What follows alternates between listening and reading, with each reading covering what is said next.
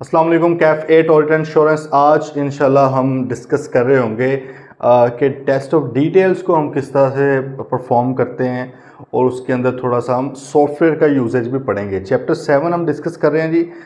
कल हमने analytical procedures को डिस्कस किया डिटेल में, कल और परसों 2 दिन हमने उसके ऊपर लगाए।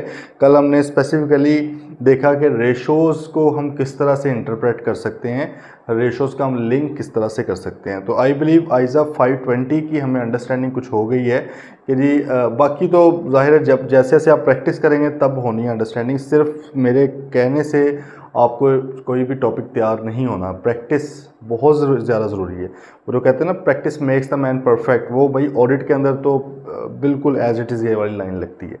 ठीक है, प्रैक्टिस करनी लाजमी है।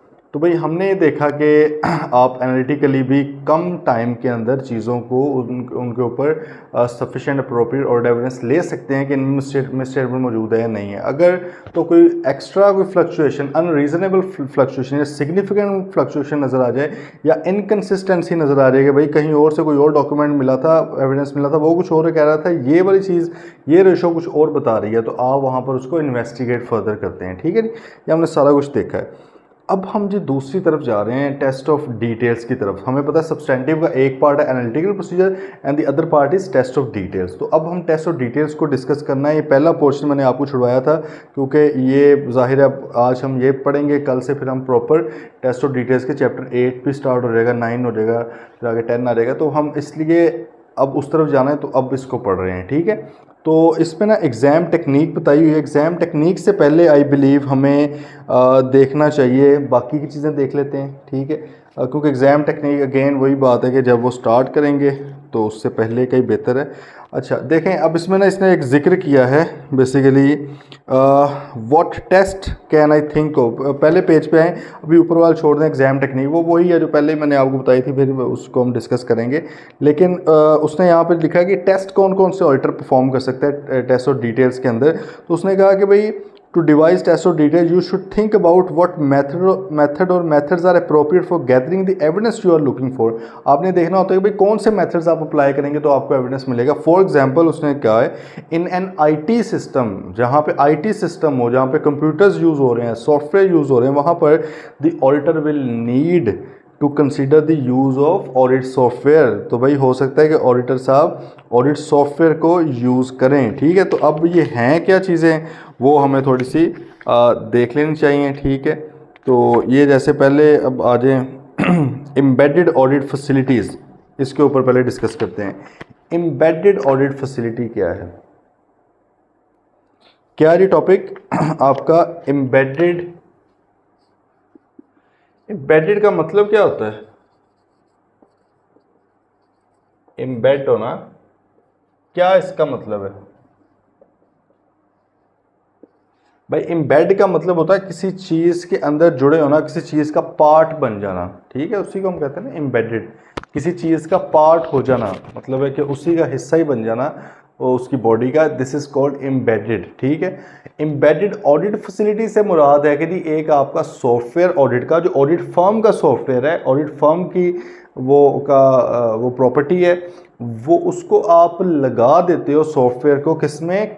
अपने क्लाइंट के सॉफ्टवेयर के अंदर। क्लाइंट का सॉफ्टवेयर ऑडिट सॉफ्टवेयर तो नहीं है, उसके अंदर तो डाटा वगैरह पड़ा है, फाइनेंशियल डाटा, तो आप उसमें लगा देते हो। क्यों?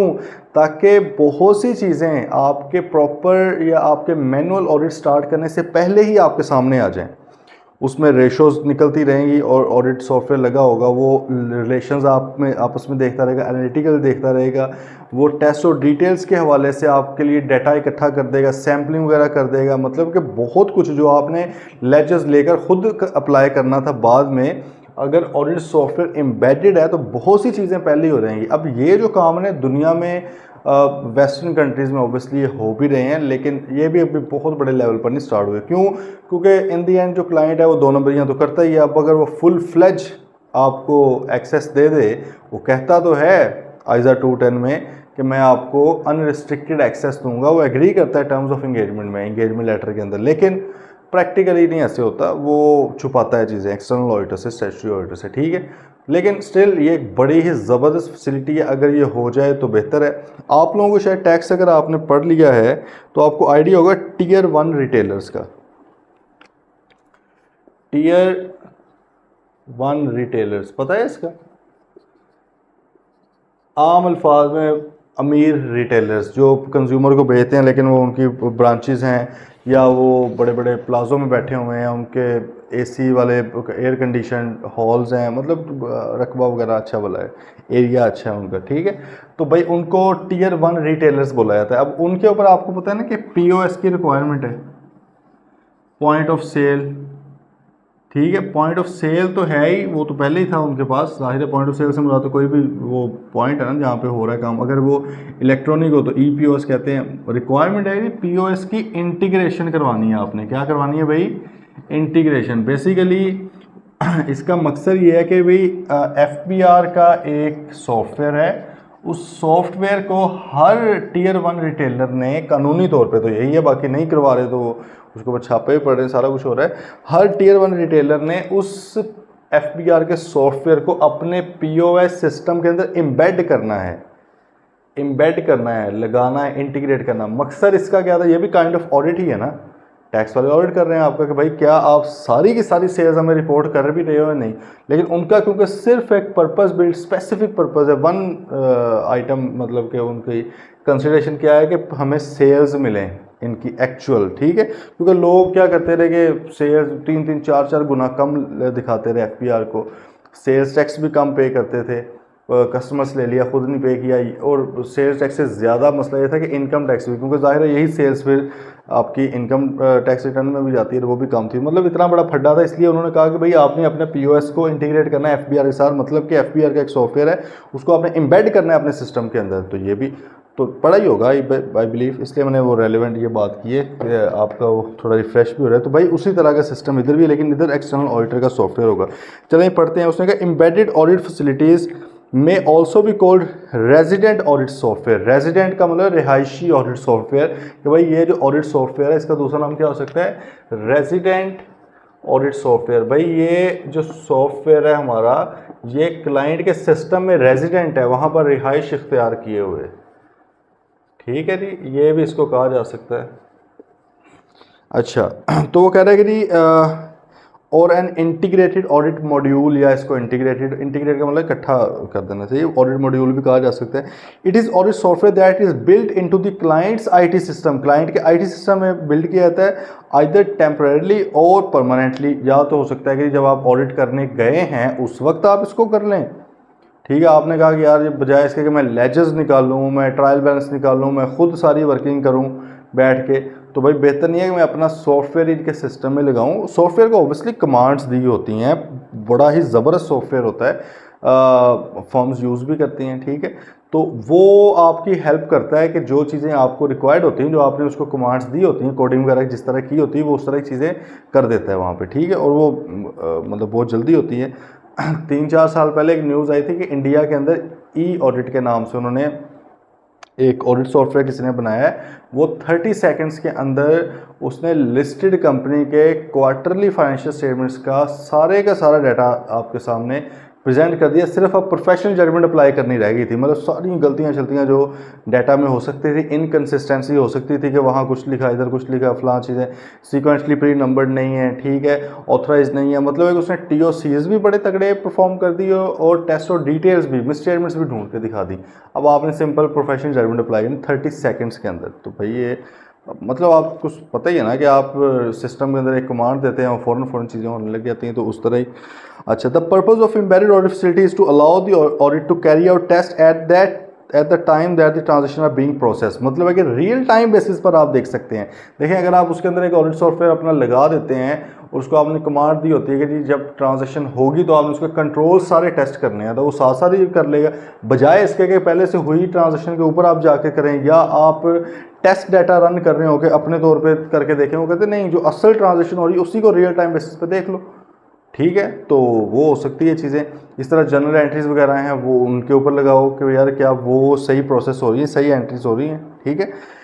This can be very useful for the audit of online systems. Online system का स्पेसिफिकली बड़ा ये हो सकता है, मिसाल के तौर पे जहाँ पे फ़्लाइट सिस्टम है, बुकिंग वगैरह उनकी होती है, होटल बड़े बड़े हैं उनकी बुकिंग्स ऑनलाइन होती हैं, ठीक है। आपका ये फूड पांडा देख लो, दराज देख लो, उधर से अमेज़ोन वगैरह, ठीक है। मतलब कि जिनका ऑनलाइन सिस्टम है उधर ये ज़्यादा बेहतर हो जाती हैं चीज़ें, क्योंकि उनका बहुत फास्ट चल रही होती हैं चीज़ें, आना जाना लगा होता है। डाटा इज़ कंटिन्यूअली, क्योंकि वहाँ पे वो कहते हैं data is continuously process and master files are being continuously updated by, data जल्दी जल्दी अपडेट होता रहता है। And it is difficult if not impossible for the system to provide a satisfactory audit trail for following transaction through the system. वो कहते हैं बहुत ही ज़्यादा मुश्किल है कि अगर सॉफ्टवेयर उसमें ना लगाया आपने ऑडिट सॉफ्टवेयर, तो बहुत ही मुश्किल है कि आप तमाम ट्रांजेक्शन्स के पीछे पूरी की पूरी ट्रेल ढूंढ सको, ठीक है। वो कहते हैं ऐसी जगह पे लगाया जाएगा जहाँ पर एक तो डाटा बहुत ज़्यादा कंटिन्यूअली प्रोसेस होता रहता है, फाइल्स अपडेट होती रहती हैं, ठीक है। और सेकेंडली डाटा इतना ज़्यादा है, ट्रांजेक्शन इतनी कॉम्प्लेक्स हैं कि अगर आप उसको मैनुअली देखने बैठ गए तो वो बहुत टाइम लग जाएगा, आप पूरी की पूरी ट्रेल को नहीं पकड़ सकते। तो फिर बेहतर नहीं है कि सॉफ्टवेयर लगाओ, उसमें सारे स्टेप्स आपके आ जाएँ, वो देखता रहे कि स्टेप्स फॉलो हो रहे हैं कि नहीं। एन एम्बेडेड ऑडिट फैसिलिटी में also print out details of the transaction it has monitor और कॉपी। ज़ाहिर है उसका प्रिंट भी निकल सकता है कि आप कहेंगे यार कौन सा सैंपल लिया है जी, वो भी एक ज़रा डिटेल निकल के आ जाए। तो क्योंकि आपने something documented something undone, something undocumented something undone, तो भाई अगर आपने डॉक्यूमेंटेड छोड़ दिया तो इसका मतलब की ही नहीं है। तो बेहतर है ना कि जो सॉफ्टवेयर के अंदर रन भी किया गया उसका भी एक आप अपने पास रखें, चाहे पीडीएफ रख लें या चाहे प्रिंट करके वैसे रख लें कि भाई ये डाटा था, इसको रन किया गया, ये देखा गया, उसके ये नतीजे आए। लेकिन अब ऑब्वियसली प्रॉब्लम्स भी हैं कुछ ना कुछ। तो भाई प्रॉब्लम्स क्या है जी, when it is being use for the first time for a client so that the audit firm has setup cost. जाहिर है सेटअप कॉस्ट है भाई, एक आपने एक तो पहले इसकी ना डेवलपमेंट कॉस्ट है सॉफ्टवेयर की, सेटअप कॉस्ट से पहले। पता नहीं अब ये सेटअप को डेवलपमेंट ले रहा है, मेरा नहीं ख्याल, क्योंकि ये जो लिखा हुआ है कुछ और मतलब है। तो देखें सबसे पहले तो बात है ना कि डेवलपमेंट कॉस्ट, आपने सॉफ्टवेयर बनाना है। देखें हर किसी का दिल करता है कि सॉफ्टवेयर के ऊपर काम हो जल्दी इजी हो, लेकिन बहुत सी फर्म्स क्यों नहीं बनाती, सिर्फ ये इंटरनेशनल जो एफिलिएशन वाली फर्म्स हैं, क्योंकि इनको ज़ाहिर है पूरी दुनिया में एक ही सॉफ्टवेयर इनकी फर्म्स में यूज़ होता है ग्लोबली, तो वो ऑलरेडी बना बनाया भी इनको मिल जाता है ज़ाहिर है कुछ पैसे दे के। लेकिन अगर दूसरी फर्म्स है उन्हें ख़रीदना पड़ता है इंडिविजुअली, उनका तो कोई नेटवर्किंग भी नहीं है, कोई साथ भी नहीं देते, तो भाई वो फिर ना महंगा बहुत पड़ता है, ये एक बहुत बड़ा मसला है। तो पहले आप पॉइंट लिख लें डेवलपमेंट कॉस्ट से ऊपर खुद लिख लें। दूसरे नंबर पे when it is being use for the first time for a client, जब ये क्लाइंट पे फर्स्ट टाइम यूज़ होना है तो भाई उस क्लाइंट के ऊपर भी तो सेटअप करना है ना इसको, उस क्लाइंट के मुताबिक भी तो इसको कस्टमाइज़ करना है, इसको टेलर करना उसकी नीड्स के मुताबिक, उसके एंटिटी के नेचर वगैरह के मुताबिक। तो उसके ऊपर भी टाइम भी लगेगा, पैसा भी लगेगा, ज़ाहिर है टेक्निकल एक IT रिलेटेड काम है, वो बंदे रखने पड़ेंगे आपको। Then the client entity changes its accounting system so that new world software is needed. ये भी एक मसला है कि जैसे ही उन्होंने अपना सिस्टम चेंज किया तो आपको एक नया फिर सॉफ्टवेयर अब नए सिस्टम के मुताबिक अपडेट करवाना पड़ेगा।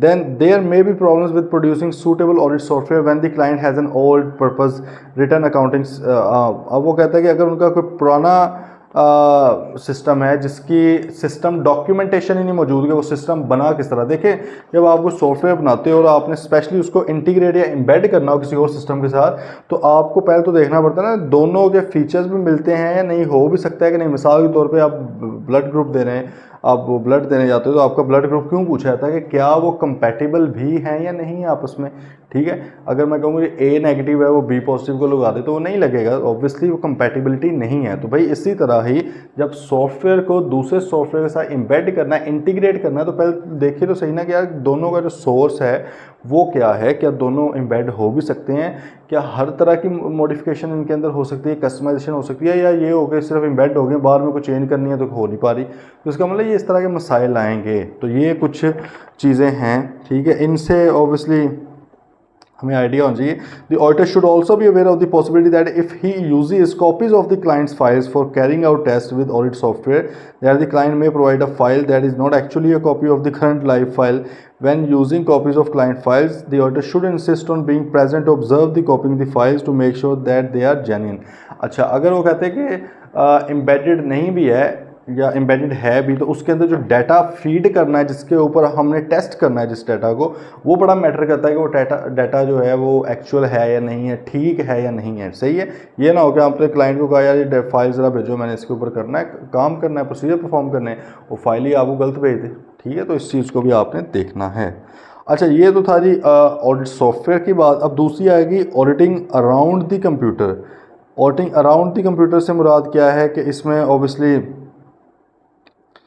आपका एम्बेडेड ऑडिट सॉफ्टवेयर तो नहीं होगा, आप क्लाइंट का सिस्टम है उसको यूज़ कर रहे होंगे, वो देखते हैं। And alternate to using audit software to carry out checks within the client system and auditor may choose to audit around the computer with auditing around the computer the client's internal system is not internal software is not audited, instead inputs to the system are checked and agreed with the outputs for the system. हाँ, वो देखें कि वो कहते हैं कि internal software को नहीं हम टेस्ट कर रहे होते, ऑडिट सॉफ्टवेयर के अंदर एम्बेडेड के अंदर हम क्या कर रहे थे, उनके इंटरनल आईटी सिस्टम को देख रहे थे कि यार क्या वो जो अकाउंटिंग सिस्टम है, आईटी सिस्टम है, वो ठीक है, वो ट्रांजेक्शन वगैरह ठीक प्रोसेस कर रहा है नहीं कर रहा, उसको हम देख रहे थे।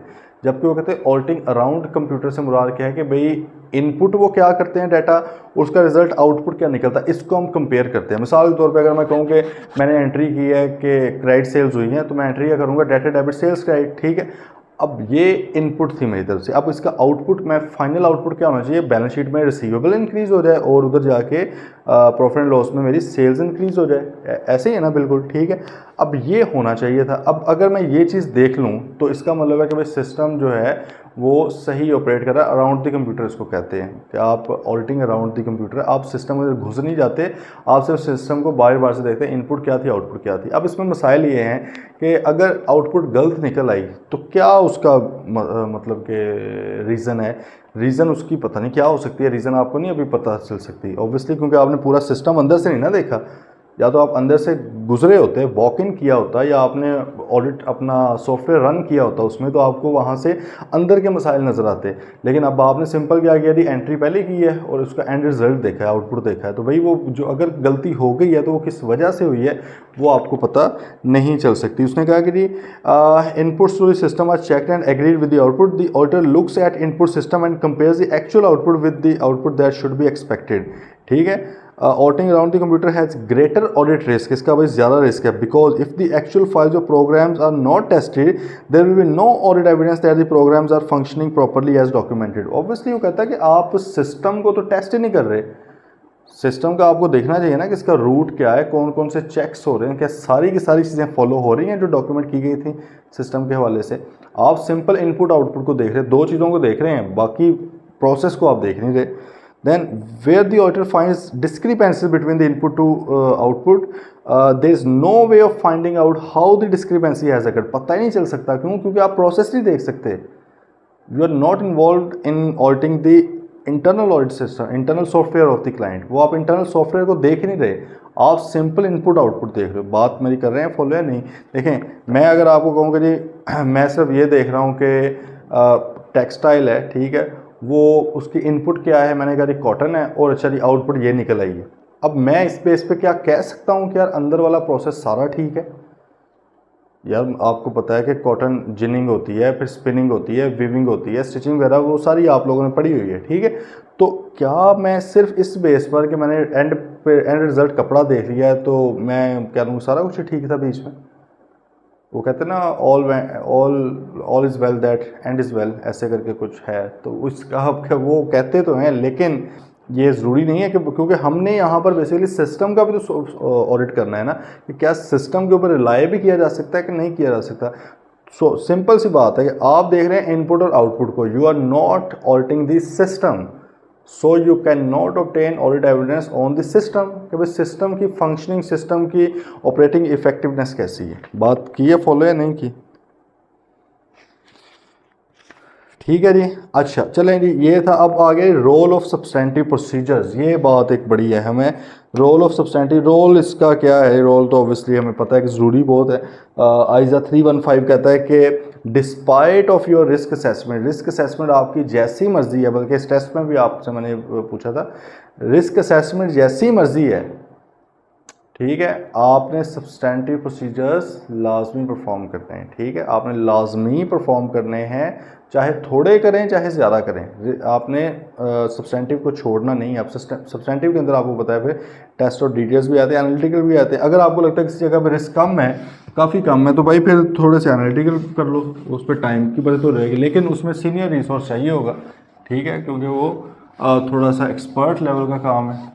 ओके जी, तो ये भाई हमने देखना है अभी तक मेरे ख्याल में बेसिक अंडरस्टैंडिंग तो काफ़ी हो गई है अल्हम्दुलिल्लाह कि सब्सटेंटिव कब परफॉर्म करने हैं। पहले हमने सिस्टम स्टडी करना है, सिस्टम की अगर अंडरस्टैंडिंग मिल गई, सिस्टम अच्छा हमें महसूस हुआ तो सिस्टम को टेस्ट कर लेंगे। अगर अच्छा महसूस ना हुआ तो टेस्ट भी नहीं करना, सीधा सब्सटेंटिव पे चले जाएंगे। अच्छा मालूम हुआ तो टेस्ट किया, टेस्ट में वो तगड़ा निकला है, स्ट्रॉन्ग निकला है, अब हम टेस्ट ऑफ कंट्रोल तो ऑलरेडी परफॉर्म कर चुके हैं, अब सब्सटेंटिव हम कम करेंगे क्योंकि हमारा कंट्रोल रिस्क कम हो गया। कंट्रोल रिस्क कम हुआ इसका मतलब ऑडिट रिस्क भी तो ऑब्वियसली उसके साथ ही है ना, उसी का तो फंक्शन है, वो भी थोड़ा कम हो गया। तो जब रिस्क कम होता है तो सब्सटेंटिव की एक्सटेंट थोड़ी कम कर दी जाती है। लेकिन अगर टीओसी निकल आते वीक, कमज़ोर निकल आते तो इसका क्या मतलब है कि हमें सब्सटेंटिव इंक्रीज करना पड़ेगा। Why? Because the control risk has gone, सही है, वो भाई ऊपर निकल गया है। तो अब हमें थोड़ा सा जो है अपना सब्सटेंटिव को इंक्रीज़ करना पड़ेगा, एक्सटेंड को। तो ये सारा कुछ था। अच्छा, अब है कि भाई अप्रोच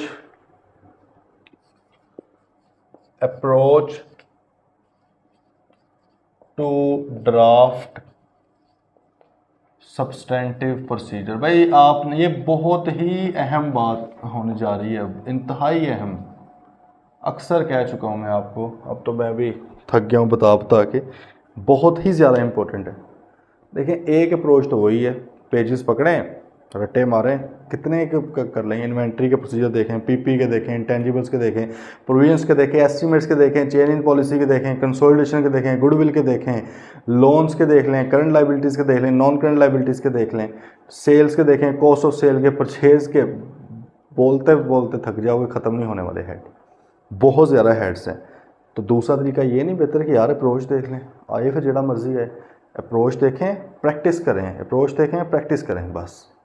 अभी आगे पढ़ेंगे अभी चैप्टर्स में कुछ डिटेल्स, कुछ जो हैं उसने प्रोसीजर्स वगैरह बताए हैं, कुछ एसेट्स के ऊपर, कुछ सेल्स वगैरह, मतलब कुछ अकाउंटिंग हेड्स के ऊपर, सारे नहीं बताए। लेकिन क्या उनमें उनके अलावा आ कोई नहीं सकता? भाई कोई भी आ सकता है, किसी अकाउंटिंग ट्रीटमेंट के ऊपर प्रोसीजर आ सकते हैं। लीज सही रिकॉर्ड नहीं हो जाओ, दसो प्रोसीजर असं कहना साड़ी जाने बुला, असं तो रट्टे बच पड़े ही नहीं। तो भाई इसलिए बेहतर है अप्रोच को समझें, अप्रोच समझना बड़ा ज़रूरी है। ये इंशाल्लाह जब समझ आ जाएगी किसी भी तरह के प्रोसीजर बना सकते हैं।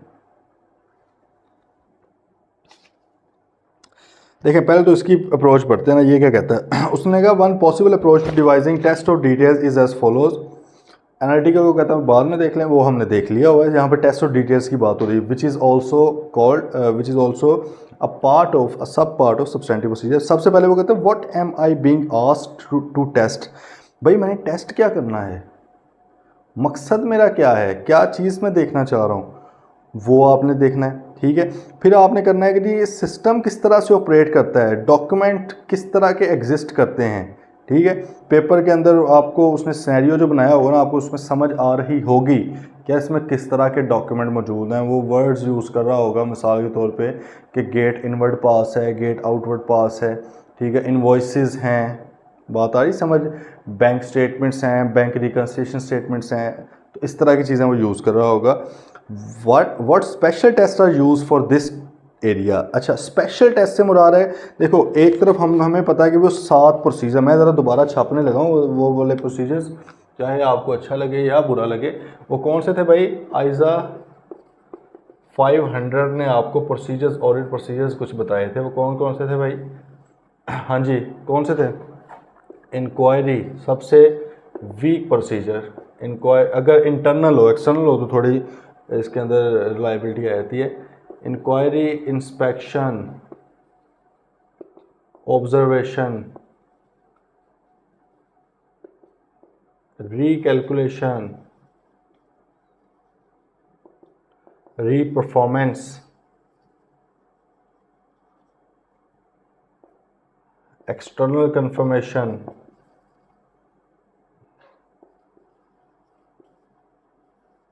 इस पर बहुत डिटेल में मुझे याद है बात हुई थी। हालांकि उन्होंने सरसरी सा बताया हुआ था, लेकिन हमने थोड़ा इस पर डिस्कशन इसीलिए की थी क्योंकि ये वैसे तो चाहे 5 नंबर का रट्टा आ रहा है सीधा इधर, क्योंकि कौन कौन से प्रोसीजर्स हैं, लेकिन ज़्यादा रेलेवेंट इसमें से, यकीन करें आपके कोई 15-18 नंबर के क्वेश्चंस इसमें से निकलते हैं जो इधर अप्लाई होना है, इसकी एप्लीकेशन बड़ी ज़्यादा इंपॉर्टेंट है। अच्छा, और लास्ट पे क्या था हमारा? एनालिटिकल प्रोसीजर, एनालिटिकल का हमें पता चल गया कि इधर क्यों रखे थे उन्होंने, हम कल भी डिस्कस किया था परसों के एनालिटिकल प्रोसीजर इधर रखने का मकसद ये था कि यार क्योंकि ये 7 प्रोसीजर TOCs के ऊपर भी अप्लाई होते हैं, तो इसलिए इधर भी लिखते हैं कि भाई TOCs में भी आप एनालिटिकल परफॉर्म कर सकते हैं। अगर वो ये ना लिखता तो आइज़ा 520 जो है वो तो सिर्फ आपके सब्सटेंटिव के तौर पे एनालिटिकल को ले रहा है, बात आ रही समझ, इसलिए इधर लिखा। अच्छा, अब भाई हमने कहा था कि ये जो है आइज़ा 520 हमने पढ़ लिया अलग से, बहुत ही इंपॉर्टेंट है। ये हम आइज़ा 505 पढ़ लेंगे, ये भी बड़ा इंपॉर्टेंट है, ठीक है।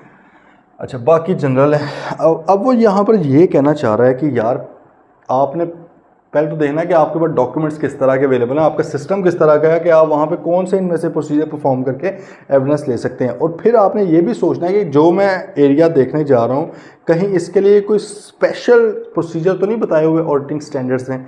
अगर स्पेशल प्रोसीजर बताए हुए हैं तो वो लाजमी परफॉर्म करने हैं, आपने वो लाजमी परफॉर्म करने हैं। मिसाल के तौर पर आपके जो है आइज़ा 501 पढ़ेंगे हम, ठीक है। ये हम आगे जब इन्वेंट्री वाला स्टार्ट भी करेंगे उसमें भी आ जाएगा। आइज़ा 501 है, वो 3 चीज़ों के ऊपर बताता है कि कौन कौन से प्रोसीजर हैं।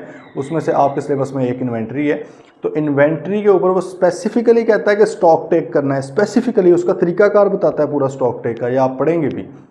तो भाई इसका मतलब है कि इन्वेंट्री की एग्जिस्टेंस को, इन्वेंट्री की वैल्यूएशन को देखने के लिए लाजमी है कि आप स्टॉक टेक परफॉर्म करें। कुछ और इनमें से करना है तो करें, लेकिन भाई स्टॉक टेक लाजमी करना है। और इंटरेस्टिंगली स्टॉक टेक यही तो है, इंस्पेक्शन, ये ऑब्जर्वेशन ही तो है।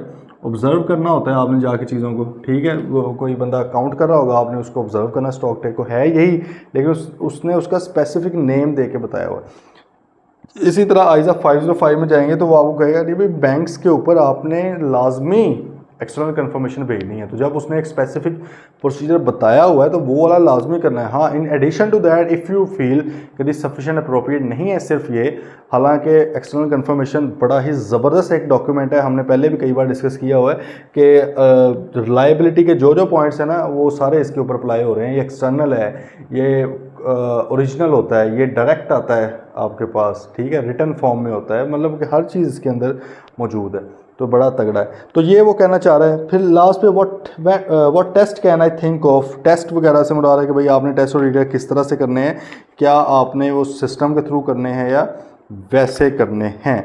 अच्छा, अब ये तो चलो इन्होंने जनरल सी बात कर दी ना, अब हम इसकी एग्जैक्ट अप्रोच के ऊपर चलते हैं। हमने क्या अप्रोच फॉलो, इसको आपने लिखना है, ठीक है। उन्होंने जो एक अप्रोच आपको बताई ना वो जनरल सी वर्डिंग में आप कह लें बताइए, लेकिन अभी ना बड़ी स्पेसिफिक बात करने लगे हैं। सबसे पहले भाई आपने देखना है रेलेवेंट, आइडेंटिफाई रेलेवेंट रिस्क। भाई सबसे पहले आपने रिस्क आइडेंटिफाई करना है कि यार क्या चीज़ का रिस्क है इसके अंदर जिसको मैंने टेस्ट करना है। अगेन ये बात बड़ी अहम है, 100% हम ऑडिट नहीं कर रहे होते हैं, हम ऑडिट कर रहे होते हैं रिस्क बेस्ड अप्रोच को फॉलो करते हुए, अक्ल इस्तेमाल करते हुए। भाई ज़्यादा रिस्क है, ज़्यादा प्रोसीजर परफॉर्म करें, बेहतर प्रोसीजर परफॉर्म करें, एविडेंस लें। लो रिस्क है या एक्सेप्टेबल लेवल का रिस्क है या रिस्क है ही नहीं, तो यार क्यों खपना है उसके अंदर।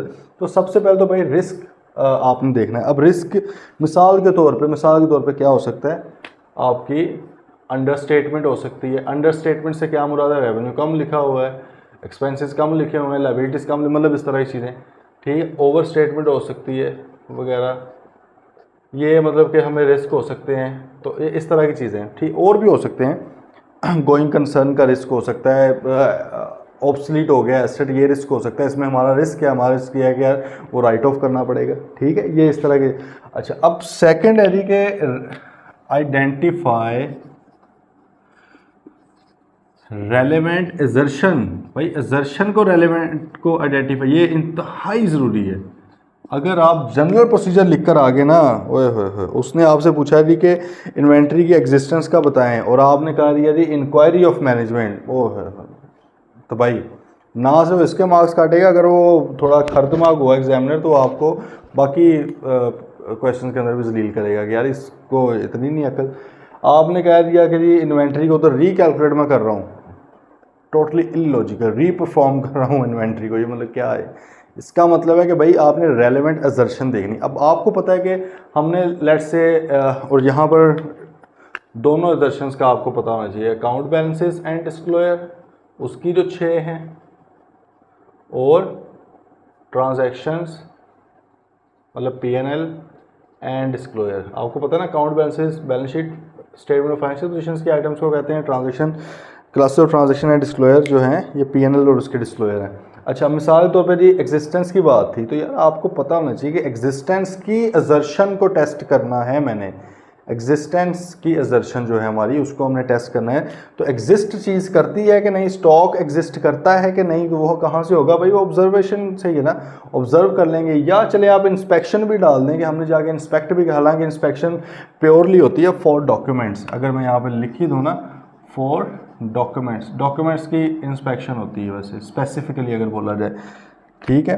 लेकिन लॉन्ग शॉट है, लॉन्ग शॉट ये है कि भाई अगर कुछ ना माइंड में आ रहा तो चाहे डाल दें, लेकिन ये रिकमेंडेड नहीं है, रिकमेंडेड ऑब्जर्वेशन है, ठीक है। इंस्पेक्शन आम तौर पे डॉक्यूमेंट्स की होती है। कई बार अगर आपको कोई चीज़ ख़राब लग रही है आप उसको भी जाके इंस्पेक्ट कर सकते हैं, वो बेशक है, लेकिन आम तौर पे जो होती है ना चीज़ यूज़।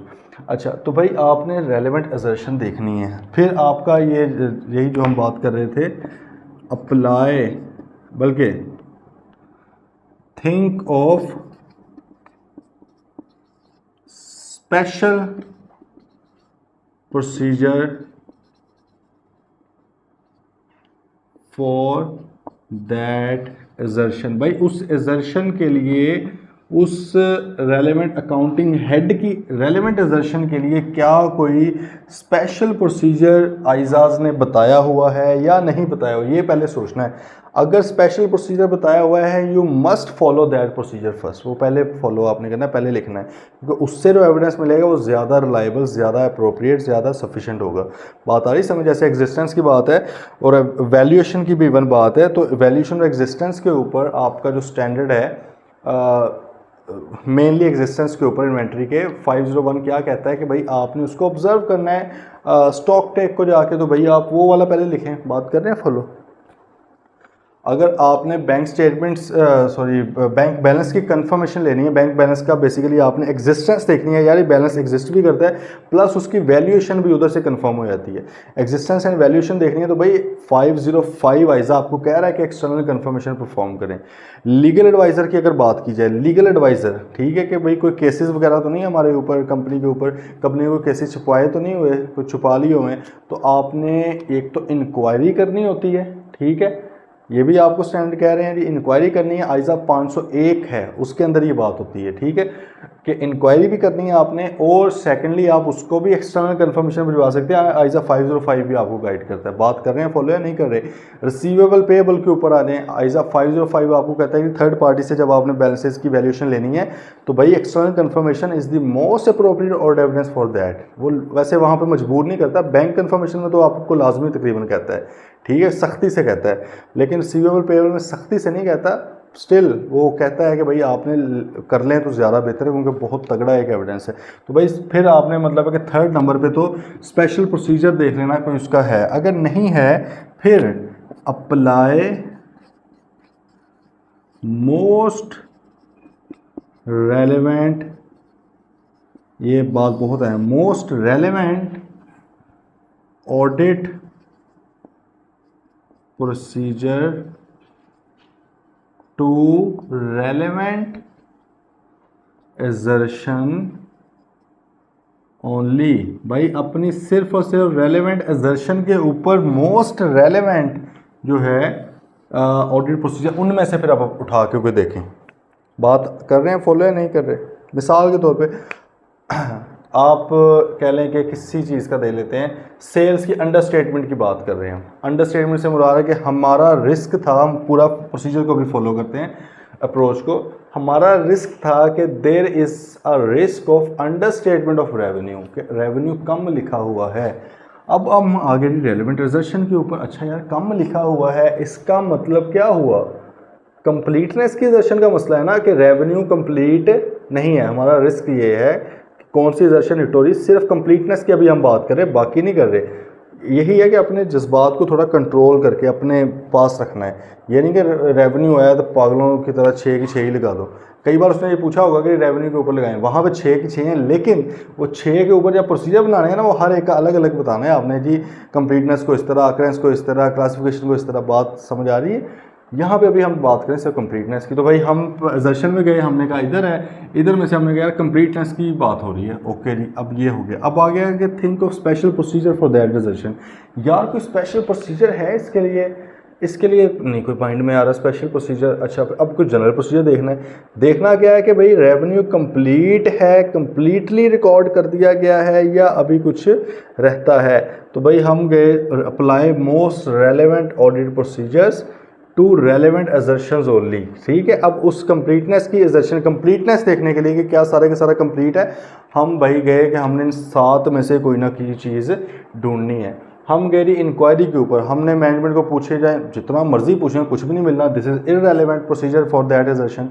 अच्छा, अब अगेन ये नहीं है कि हमेशा कंप्लीटनेस के ऊपर इंक्वायरी फजूल है, नहीं नहीं। ये देखें, यही जज्बातियत को रोकना है। हमने क्या कहा है कि जी हम इस अप्रोच को चल रहे थे, हम कंप्लीटनेस पे पहुंचे हैं, कंप्लीटनेस के मुताबिक हमने स्पेशल प्रोसीजर देखा, कोई नहीं माइंड में आया। फिर हमने कहा most relevant procedure for this assertion only. Only भी आगे लिखा है कि यार रेवेन्यू की कंप्लीटनेस की एजर्शन के ऊपर मोस्ट रेलेवेंट प्रोसीजर कौन सा है, वो वाला लिखना है। हमने कहा इंक्वायरी नहीं है। ठीक है। अच्छा, फिर हम गए इंस्पेक्शन। हमने कहा यार अगर मैं इसके डॉक्यूमेंट्स को इंस्पेक्ट करूं, डॉक्यूमेंट्स को देखूं, हो सकता है कि मेरे नज़र में कोई ऐसा डॉक्यूमेंट आ जाए मैं कहूं कि यार ये वाला तो रिकॉर्डेड ही नहीं है। ऐसे है ना, मैंने एक डॉक्यूमेंट देखा, मैंने कहा यार अच्छा इसकी मैं ज़रा सेल्स देखूं लेजर के अंदर, सेल्स अकाउंट के अंदर या डेली सेल्स रिपोर्ट के अंदर, मुझे वहाँ पे नहीं मिली। तो इसका क्या मतलब है कि एक यहाँ से हो सकता है ना कि यार ये कंप्लीटनेस को देखने के लिए डॉक्यूमेंट्स को इंस्पेक्ट किया जा सकता है। अच्छा, ऑब्जर्व किसको करना है? हो गया जो होना था वो। तो ऑब्जर्वेशन तो होती है ना भाई, आप लाइव बेसिस पर थे, हमने यहाँ पे ये बात भी की थी। ऑब्जर्वेशन का एक मसला ये है कि ये सिर्फ आपको रियल टाइम बेसिस पर एविडेंस देता है। अब 30 जून गुजर चुका हुआ है, सेल्स रिकॉर्ड, अब ऑब्जर्व क्या किसको करें? एंट्रियाँ करते हुए उसको देखें, वो तो अगले साल की एंट्रियाँ कर रहे हैं, इररेलेवेंट है। रिकैलकुलेट किस चीज़ को करें भाई? रेवेन्यू सारा एक एक चीज़ को देखें, उनके 10 साल ट्रांजेक्शन देखें, हर किसी का रेट मल्टीप्लाई करें, ये करने बैठ जाएं? नहीं है। रीपरफॉर्म किया, खुद बेच के देखें, इररेलेवेंट है। ठीक है। एक्सटर्नल कंफर्मेशन किसको भिजवाएं? ये डेटर्स में तो भेज सकते हैं, लेकिन हम अभी सेल्स को वेरीफाई कर रहे हैं। सेल्स के अंदर कैश भी है, दूसरी भी है, दोनों हो सकती हैं, और सेल्स की भी कंप्लीटनेस को देख रहे हैं, इररेलेवेंट है। और वैसे भी एक्सटर्नल कंफर्मेशन जो है ये आपकी, अगर हमने बात करें अक्रेंस को तो कर सकती है कि यार ये लिखा हुआ है। मैं मिसाल दे रहा हूँ, वैसे एक्सटर्नल कंफर्मेशन जो है सेल्स में नहीं आमतौर पे भेजी जाती, मतलब सेल्स के एंगल से नहीं भेजी जाती, रिसीवेबल्स के एंगल से ज़रूर भेजी जाती है। तो रिसीवेबल्स में हमारा क्या होता है, सर ये लिखा हुआ है, आप ज़रा बता दें। अब अगर लिखा ही कुछ नहीं हुआ तो मुझे क्या पता कि मैं पूरी दुनिया को अब एक्सटर्नल कंफर्मेशन भेजने लग जाऊँ? इलॉजिकल बात है ना। एनालिटिकल प्रोसीजर, ये एक तरीकाकार एक मज़ीद हो सकता है कि भाई मैं देखूं कि देखो, हम एनालिटिकल के अंदर ये ज़हन में रखना है, हमारा मकसद क्या होता है कि 2-3 जगह वाला डाटा को हम कंपेयर करने की कोशिश करते हैं। ऐसे ही है ना, वहाँ से हमें कोई इनकन्सिस्टेंसी, कोई फ्लक्चुएशन, कोई हमारी एक्सपेक्टेशन के अगेंस्ट कोई चीज़ मिले तो हम उसको इन्वेस्टिगेट करें, बात करें, फॉलो। मैंने कहा कि कंप्लीटनेस का मसला है, एक तो मैं इंस्पेक्ट करूँगा डॉक्यूमेंट, लेकिन इंस्पेक्शन से मुश्किल ही है हम मुझे कुछ मिले। ऑल्दो रेलेवेंट एक सिर्फ अभी तक यही मिला है, लेकिन मुश्किल है। हो सकता है कि वो जो उन्होंने सेल्स नहीं दिखानी थी, उन्होंने वो डॉक्यूमेंट भी छुपाए हुए, उनकी इनवॉइसेस नज़र नहीं आ रही कहीं पे, कहीं वो किसी और तय खाने में रखते हैं। अब क्या करेंगे? तो एक तरीकाकार होता है एनालिटिकल प्रोसीजर्स का भी यहाँ पे। अब ये देखें, ये जब हम इसकी बेसिक अंडरस्टैंडिंग कॉन्सेप्ट हमारे तगड़े होंगे ना, तो हमें समझ आने लग जाएगी कि हम इसको कहाँ कहाँ पे अप्लाई कर सकते हैं। हमने कहा कि यार कोई 2 सोर्सेज से अगर मैं सेल्स को कंपेयर करूँ ना, तो मुझे शायद कुछ ना कुछ मिल जाए। मैंने कहा एक तो सेल चलो इनकी होगी, अब इसी सेल को मैं क्यों ना मंथली करूँ। मैंने मंथली सेल निकाल ली। अब ये एनालिटिकल हो रहा है ना। देखें, आप जब दिमाग इस्तेमाल करते हुए कोई एनालिसिस करने की कोशिश करते हैं, दैट इज़ एनालिटिकल प्रोसीजर। ज़रूरी नहीं कि सिर्फ रेशो ही हमेशा निकालनी है आपने। एक तो वो रेशोज़ भी निकाल लें, पिछले साल के साथ कंपेयर वगैरह कर लें, उससे इन्वेस्टिगेशन करें, एक तो वो सिंपल भी एनालिटिकल प्रोसीजर है। दूसरा मैं आपको ज़रा तगड़े वाला बताने लगा। आपने कहा कि भाई इसकी मंथ वाइज सेल्स निकालो, मंथ वाइज सेल निकाली। अच्छा, अब आपने कहा यार आप एक डिपेंड करता है कंपनी के ऊपर। कंपनी ऑब्वियसली अगर बेहतर कंपनी है तो सेल टैक्स के साथ भी रजिस्टर होगी। वैसे तो हर कंपनी ने रजिस्टर होना लाजमी है, लेकिन मैं यहाँ पे प्रैक्टिकलिटी की बात कर रहा हूँ। अगर तो ज़रा बेहतर कंपनी है तो वो लाजमी तौर पे सेल्स टैक्स मतलब एफबीआर में भी वो रजिस्टर हुई होगी। तो भाईजान एफबीआर से मंथली सेल टैक्स रिटर्न निकालो, मंथली सेल्स टैक्स रिटर्न निकाल लिया आपने, और इधर जो एक्चुअल सेल्स है मंथली उनको कंपेयर किया कि क्या ये बराबर है। ठीक है, हो सकता है कि उधर ज़्यादा की और रिपोर्ट, वैसे ये भी कम होता है ये, क्योंकि सारा सिस्टम हो रहा है टैक्स चोरी करने के लिए, मैं यहाँ पे वो अज्यूम कर रहा हूँ। ठीक है, तो टैक्स चोरी करने के लिए भाई फिर जो उधर दिखाया है वो उससे कम तो नहीं इधर दिखा सकते ना अपनी बुक्स में। ठीक है, लेकिन ये एक प्रैक्टिस है, ये की जा सकती है। एक और आपको बता देता हूँ और क्या किया जा सकता है, आप पेपर में लिख सकते हैं। ये तो था ना कि भाई रिकन्सिलेशन आपने बनाई है मंथली सेल्स की बाय बुक्स की with monthly sales as per sales tax returns. ठीक है, वो मंथली होती है ना। एक और तरीकाकार क्या है कि भाई आप इसकी क्वांटिटी की रिकन्सिलेशन बना लो, क्वांटिटेटिव रिकन्सिलेशन। क्वांटिटेटिव से मुराद क्या है कि भाई प्रोडक्शन कितनी हुई है, चीज़ें बनी कितनी थी उधर और चीज़ें बिकी कितनी है इधर। इधर आप लिखेंगे भाई मंथली या आइटम वाइज भी कर सकते हैं, आइटम वाइज हमारी कितनी सेल्स हुई हैं। क्वांटिटी की बात कर रहा हूँ, कितने यूनिट सेल। अब ये ऑब्वियसली डिपेंड करता है कि नेचर किस तरह की है यूनिट्स की। अब मतलब है अगर तो आइडेंटिफाइबल हैं, बड़े मतलब लार्ज आइटम्स हैं, बड़ी बड़ी आइटम्स हैं, वो तो ज़्यादा इजी हो जाता है। अब अगर आप कहें छोटी छोटी चीज़ें हैं कोई, तो उनको आप क्वांटिटिवली भी नहीं देख सकते क्योंकि वो इधर उधर हो जाती हैं। ठीक है, डिपेंड कर रहा है ना कि देखें बहुत कुछ डिपेंड कर रहा होता है आपके सर्कमस्टांसेस किस तरह के। तो आपने गिवन क्वेश्चन के अंदर देखना है कि उसकी सिचुएशन किस तरह की, वहाँ पर मैं कौन सी अप्लाई कर सकता हूँ। तो क्वान्टिटी अगर आप करेंगे तो आपके पास एक तो आ जाएगी प्रोडक्शन कितनी हुई थी। ठीक है, आपने लिख दिया प्रोडक्शन इतनी हुई है, सेल इनके मुताबिक इतनी हुई है, बचती इतनी है। देखें क्या क्लोजिंग स्टॉक जो है आ रहा है फिनिश गुड्स का, उसके अंदर उतनी ही क्वांटिटी आ रही है। अब आप कहेंगे क्लोजिंग स्टॉक तो नहीं लिखा होता बैलेंस शीट में, तो भाईजान आपके पास पूरी की पूरी कंपनी का डाटा है, सारा कुछ है। You have unrestricted access to information and persons, सारा कुछ आपके पास अवेलेबल है। आपको क्वांटिटी भी मौजूद है, वो फाइनेंशियल स्टेटमेंट में बिल्कुल शो नहीं होती, लेकिन आपका डाटा तो है ना उसका मौजूद। तो भाई आप उसके साथ भी कंपेयर करें। आपने कहा कि ओपनिंग बैलेंस इतना था, क्वांटिटी का प्रोडक्शन ये हुई, सेल ये हुई, क्लोजिंग मैच होना चाहिए ना फिर उनके साथ। नहीं हो रहा तो इसका मतलब फड्डा है कोई ना कोई। तो आप वहाँ से भी चीज़ें निकाल सकते हैं। बात आ रही है समझ। तो इस तरह भाई आपने रेलेवेंट असर्शन के ऊपर, अच्छा अब सिर्फ यहाँ पर नहीं कर देना। इफ़ अगली बात, unable to obtain sufficient audit sufficient and appropriate audit evidence, apply alternate procedure। भाई फिर आपने alternate procedure परफॉर्म करना है। देखो हम एक वर्ड यूज़ करते हैं ना, स्कोप लिमिटेशन। स्कोप लिमिटेशन से मुराद क्या होता है कि जी एविडेंस ही नहीं मिला। अगर आप कहेंगे मैंने सिर्फ एक्सटर्नल कन्फर्मेशन भेजी थर्ड पार्टी को, उसने जवाब नहीं दिया, लो जी मैंने एविडेंस नहीं मिला, स्कोप लिमिटेशन लगी, चलो लाओ क्वालिफाई करें, मटेरियल था ये तो।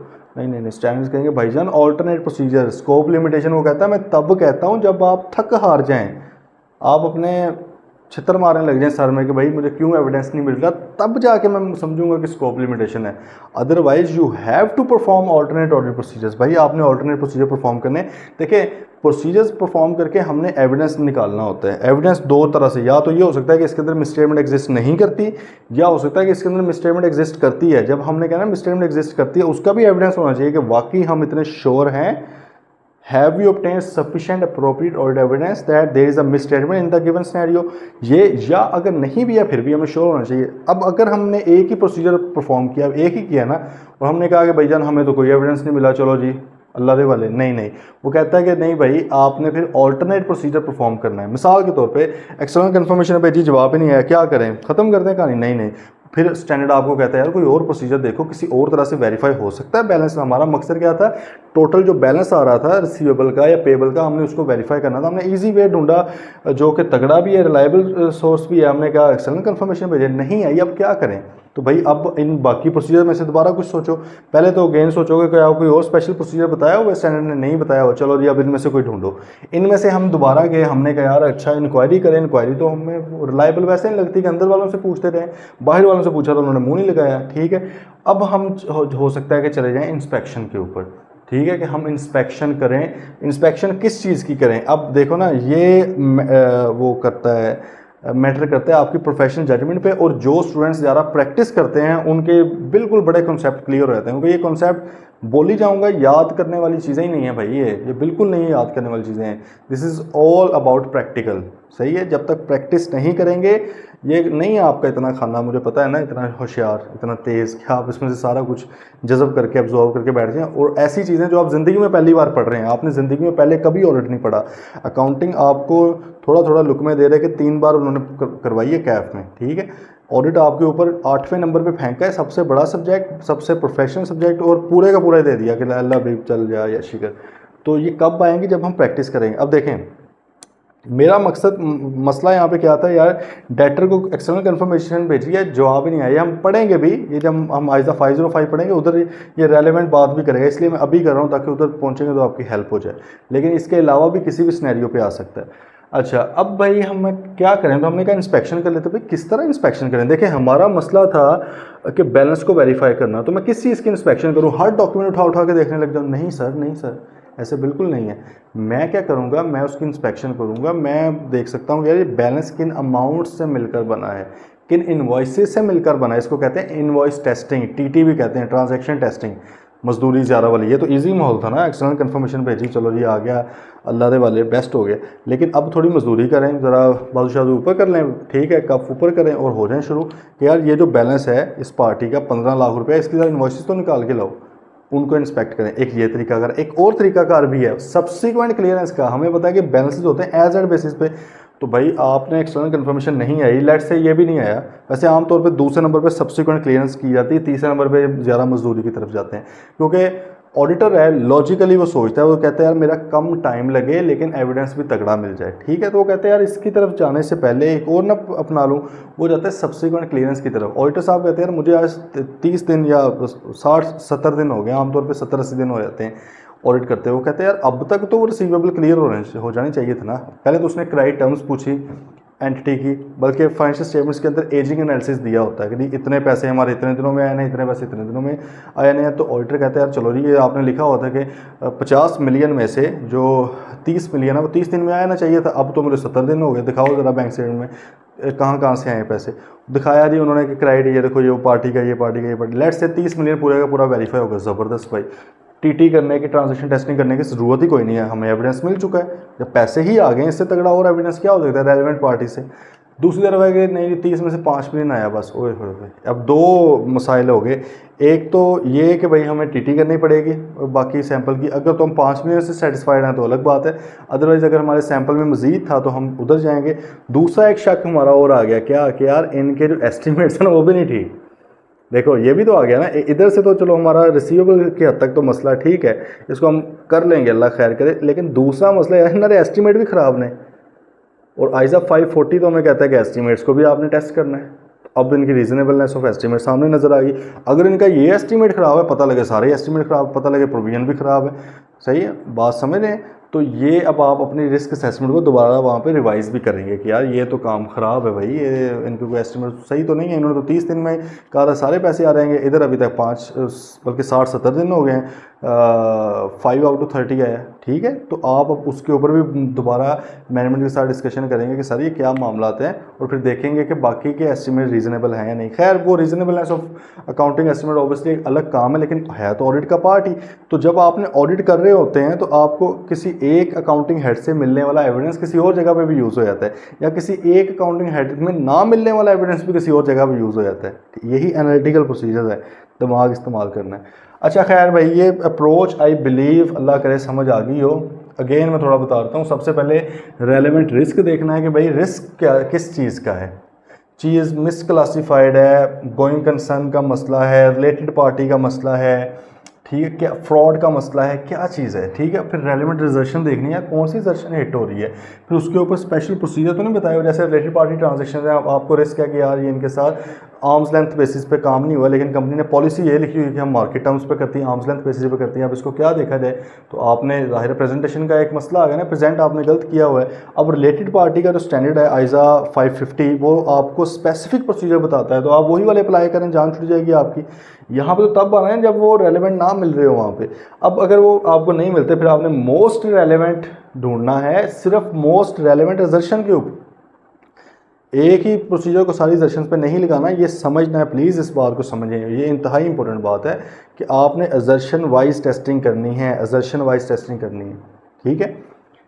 हर एजर्शन को आपने टेस्ट करना है, अगर तो ओवरऑल बताइए। लेकिन अगर वो क्वेश्चन में सिर्फ कहता है कि भाई मुझे एक्यूरेसी ऑफ सेल्स चाहिए, तो सर जी सिर्फ एक्यूरेसी ऑफ सेल्स पूछे हैं उन्हें, उसने कट ऑफ नहीं पूछा। आप बताएंगे वो गलत है, वो टाइम वेस्ट है, आप किसी और क्वेश्चन के वो टाइम वहाँ पे ज़ाया कर रहे हैं, 1 नंबर या 0 नंबर मिलना है, बल्कि उसको बुरा भी लग सकता है यार ये फजूल बंदे को पता ही नहीं है।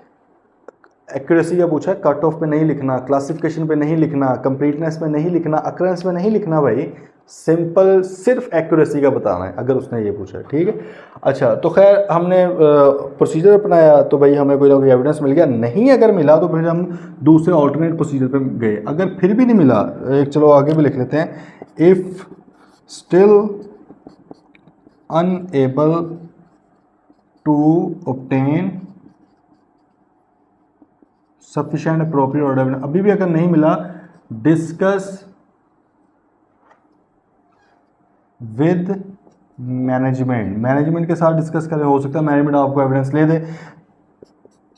If management unable to satisfy, आपको सेटिस्फाई नहीं कर सकी, सेटिस्फाई ये नहीं हो तो जूस पिलाना है बाके, मतलब है कि वो एविडेंस नहीं ले दे सकी, इट विल बी कंसिडर्ड, भाई क्या कहेंगे जब एविडेंस नहीं मिलता, आ स्कोप लिमिटेशन, भाई इसको स्कोप लिमिटेशन हम बोल देंगे, ठीक है जी। इट विल बी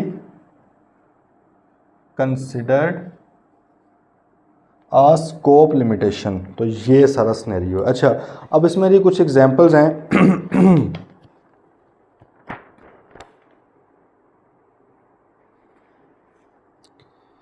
इनको आपने देखना है, इसकी जब हम प्रैक्टिस करेंगे ना तो ऑब्वियसली उसमें कर ही लेंगे चीज़ें। स्पेशली ना ये है एक इधर किचन वाली एग्जांपल, किचन मैजिक, ये आपने देखनी है, यहाँ पर भी है और ये आगे भी इसी को कंटिन्यू करा, और ये देखना नहीं है, सिर्फ इसको लिख कर करना है। इसको पहले पढ़ना है आपने, ठीक है, इसको रीड करना है, समझ के करना है, उसके बाद इसको लिखना है। ये आपकी होम असाइनमेंट है, प्लीज़ इसको कर लें नोट। ये आपका किचन मैजिक की जो एग्जांपल है, उसने कहा list the test which could be perform by audit software, और सॉफ्टवेयर भाई कौन से टेस्ट कर सकता है, ये आपको एक आइडिया यहाँ से हो सकता है।